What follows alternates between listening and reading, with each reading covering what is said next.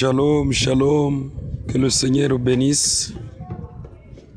Nous remercions grandement notre Dieu.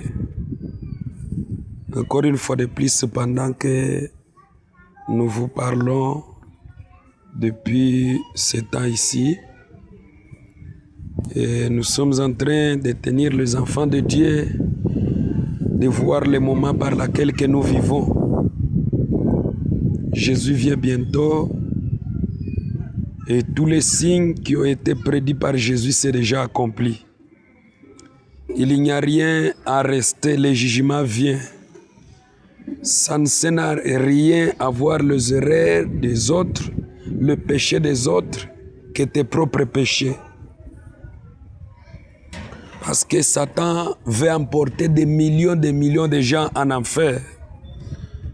Et la Bible dit qu'il serait calomniateur, il serait tout ce que la parole a prédit.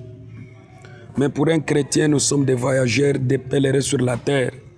C'est-à-dire, nous comprenons le temps, le tic-tac du diable, et nous nous soumettons à Dieu parce qu'il y a une vie meilleure qui nous attend.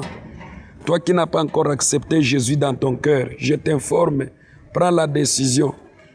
Abonne-toi dans ces chaînes, dites j'accepte Jésus aujourd'hui comme le Seigneur est sauvé et reçois le message du temps de la fin et tu seras sauvé. Parce qu'en ce temps que nous vivons comme le temps de Noé, ceux qui avaient accepté Noé, ils étaient sauvés. Et c'est pourquoi nous vous conseillons, si tu as un problème, que le Seigneur puisse t'assister. Celui qui a une maladie, nous prions que le Dieu du ciel, le Seigneur Jésus-Christ qui a vécu la mort, la tombe, l'enfer, qu'il puisse couper tous les chaînes de ta famille, qu'il coupe toutes les malédictions, qu'il coupe tout ce que Satan a bloqué dans ta vie. Je déclare l'autorité que le diable puisse lâcher ta vie. Maintenant, si tu as un problème, même une maladie touche là où tu sens le douleur, et que cette prière dite que je suis libéré, je suis guéri, immédiatement, aussitôt que je vais écouter cette prière, et que Dieu puisse t'assister.